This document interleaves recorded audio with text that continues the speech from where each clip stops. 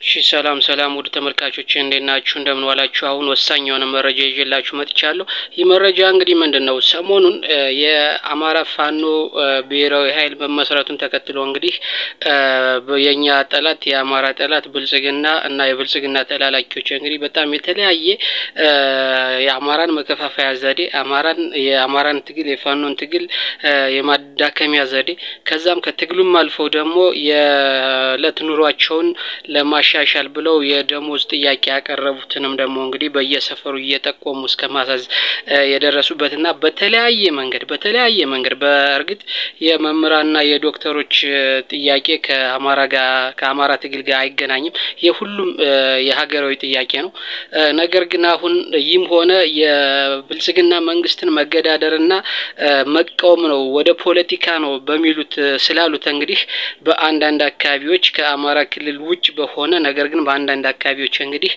የመንግስት ድጋፍ አለ ስለዚህ አይመለከትም እንደ ፋኖም እንደ አማራም እንደኔ በበኩሌም ስለዚህ ጉዳይ ማውራት አልፈልግም ነገር ግን በአማራ ክልል ግን እየተቆሙ የሚያስዙ አሉ የአማራ ዶክተሮችን ነርሶችን እየተቆሙ የሚያስዙ የአፋድና የአማራ ብልጽግና ካድሬዎች አሉ ፋኖ ውስጥ ሆነው መረጃ እየሰበሰቡ የሚያቀብሉ አሉ ስለዚህ አሁን መንግስት ምንድነው እኛ በተደጋጋሚ ያደረሰናቸዋል መንግስት በጣም ዘመነን መግደል ይፈልጋል ምሬን መግደል ይፈልጋል ደስየን መግደል ደሳለኝን መግደል ይፈልጋል ሀብቴወልዴን መግደል ይፈልጋል ነሳሙኤልን መግደል ይፈልጋል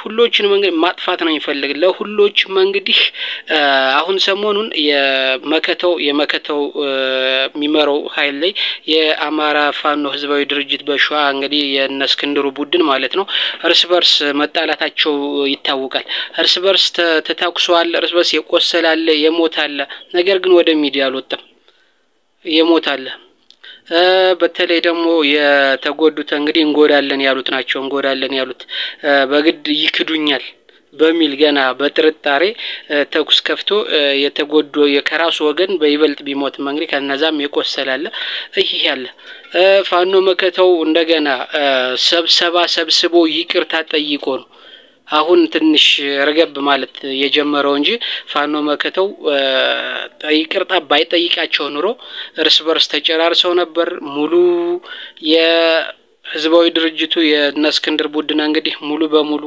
ይፈርስ ነበር ሊፈርስባቸው ነበር ግን ተማጽነው አንዳንዱን በብር ገዝተው አንዳንዱን በመከላከያ አሳጥረው አንዳንዱን መጥቶ እንግዲህ እንደዚህ እዚህ ደረጃ አድርሰውታል ማለት ነው ነገር ግን አሁን ሰሞኑን በጣም ከፍተኛ የሆነ ዘመቻ በብልጽግና የተጀምሯል ይህ ምንድነው ከዚህ በፊት 2012 2013 ጀምረን እንግዲህ ስናሳውቃችሁ ነበር እንደዚህ አይነት መረጃ የአማራ ህዝብ ለደህንነትና ለጠላት ሰርጎ ለመግባት ቀላል የሆነባቸው መንገዶች አሉ እነዛ ደግሞ ባሉ ሴቱና ይሉንተው ባሉ ሴቱ ይሉንተው ሰርገው ለመግባት ጠላት ሰርጎ ገብቶ አማራን እንዲያጠቃ እያደረገ ነው ይህን እስከመቼ እስኪ አሁን እኮ እና ህዝቡ ያሞግሳል ህዝቡ ምንም ሳይሰሩ በሚዲያ ስለተለጠፈ ብቻ ያሞግሳል በህዝብ ቅቡልነት ይኖራቸዋል አንድ የተወሰነ ቲም ቡድን ይመሰርቱና መሪ ካልሆነ ብለው የአማራ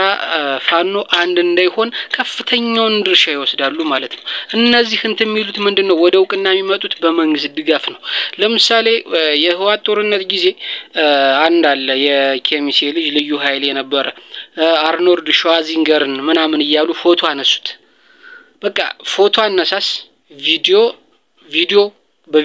በፎቶ አነሳስ በቪዲዮ አቀራረጽ በንግግር መርጠው ተጽፎ ተሰንዶላቸው ያንን ተለማምደው በሚያደርጉት ነገር ከ30,000 በላይ እንግዲህ የብልጽግና የሚዲያ ሰራዊት ሁሉም በተመሳሳይ ሰዓት እንዲፖስቱት የተለያየ ነገር ብለው እንዲያጀግኑት ይነገራቸዋል ትዕዛዝ ይወርዳል በዛ መሰረት ልጁ ቫይራል ይወጣል በአንድ ቀን እውቅና ላይ ይቀመጣል ያኔ የአማራ ህዝብ እንግዲህ በጣም ይቅርባይ መሆኑ በጣም የሚያስበለው እንግዲህ የአማራ ህዝብ በልቡ ያስቀምጠዋል ያኔ የሆነ ቲም አማራንም ይዘርፋልም ቡድንም ከፋፍሎም የራሱን አጀንዳ ያራመደ ይቆያል ማለት ነው። ህዝቡ ያንን ለማመን በጣም ጊዜ ይወስድበታል። ጊዜ በሚወስድበት ሰዓት በዛን ጊዜ በጣም ብዙ ንጹሃን፣ ብዙ ታጋዮች፣ ብዙ የአማራ እንቁ ልጆች እናጣለን። ገባችሁ እንግዲህ አርኖልድ ሸዋዚንገር ብለው አስመስለው እንግዲህ የአማራ አክቲቪስቶችም የነዛን ተቀብለው እንትን ብለው ያደረሰውን ምን ያክል ተጽዕኖ እንዳደረገ ልዩ ኃይሉን እስከማስመታት ድረስ ምን ያክል መስዋዕት እንዳስከፈለ እናውቃለን። ሌላው አቤ ሙላቱ ነው። አበበ ሙላቱ ጺሞ የእስክንድራውን ቀኝ እጅ የእስክንድር የህዝብ ግንኙነት ኃላፊ የአማራ ባንክ ሲከፈት ነው ሆም ብለው አማራ ባንክ ላይ አስገብተው ሆም ብለው አማራ የአማራ ሰነቦና ስለ ባንኩ ትኩረት ስለነበረ ፋኖ ባንካችንን ውስጥ ተጠቀመ እንደዚህ እያሉ አንስተው እዚህ ደረጃ ያደረሱት። እየቆየ እየከፋፈለ ቆይቶ አሁን በገሃድ ወጣ። ብልጽግናነቱን አስመሰከረ። ስንት ወጣቶችን አስፈጅ። የአማራ ፋኖ አንድ እንዳይሆን አሰግድን እስከማሳዝ ድረስ አሁን የነ ደሳለኝን እስከማስቸገርና ሌቫ ብሎ ከመንግስት በላይ ፕሮፓጋንዳ አማራ ላይ እስከ ማዝመት ድረስ ፕሮፓጋንዳ ለብልጽግና ከብልጽግና በላይ እስከ መስራት ድረስ ደረስ። ይሄ ነው። ስለዚህ አበበ ሙላቱንም በጣም ተመልሳችሁ ማየት ይቻላል። በተለያየ ሚዲያ አሳውቀናል። ነገር ግን ህዝቡ ቸልተኛ ነው። ይሄ ቸልተኝነቱ ደግሞ እስካሁን ችግር ውስጥ ከቶታል። ከችግሩ ተሎ እንዳይወጣ አድርጎታል። አንዴ ካመነ በተሎ የማመን ችግር አለበት። ቢያንስ ችግሩን የመፈለግ የማጥናት እውነት ነው ወይ ብሎ የመረዳት የማሰላሰል የመጠየቅ መረጃ የመፈለግና ችግሩን ተሎ ስር ሳይሰድና ብዙዋን ሳይጎዱ ከማስቆም ይልቅ ጽንፈኛ የጠላት ወሬ ነው ምናምን ብሎ ልጁን በጀግንነቱ እንዲቆይና ለልጁ ያ መጥፎ ስራውን እንዲቀጥል አስችሎታውን ከዚህ ደረጃ ደርሷል ማለት ነው። ከዚህ ደረጃ ደርሶ እንግዲህ እነ ዘመነን እነ ምሬን እነ ደሳለኝን እነ ሀብቴን እንደ ሽፍታ እንደ ቀማኛ ያማራን እንደ ዘራፊ ራሳቸው እየዘረፉ እንግዲህ እነሱ ናቸው ብሎ ስም አጥፊ ሆኖ መጥቷል ማለት ነው። ስለዚህ አማራ እስከመቼ በዚህ መንገድ ይመታል? አሁንም በተመሳሳይ መንገድ ይሄ ችግር ይህንን ቀርጸውታል። በጣም ሰርገው የገባሉ መረጃ ድርሰናል። ሰርገው የገቡትን ደግሞ አሁን ወደ ህዝብ አመጣው እንግዲህ እዛው ውስጥ የሻለቃ መሪ ቡድን መሪ የኮር መሪ እንደዚህ የብርጌድ መሪ ፋይናንስ ላይ ምናምን እንዲቀመጡ በጣም ስራ እየሰሩ ነው። አሁን ሰሞኑን ከሳምንት በኋላ እንግዲህ በሚዲያ አሁን ብቅ እያሉ ነው። በሚዲያ በጣም አይታችሁት ማታቁት የሚገርም አነሳስ የሚገርም ትርኢት እያሳየ እንግዲህ በሚዲያ ላይ ይለቁታል ማለት ነው። የብልጽግና የሚዲያ ሰራዊቶች ያኔ አማራ ተቀብሎ ያራግቧል።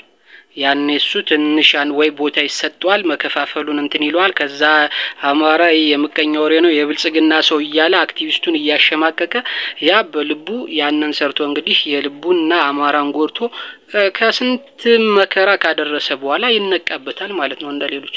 ስለዚህ አሁንም እዚህ ጋር ጥንቃቄ ይደረግ።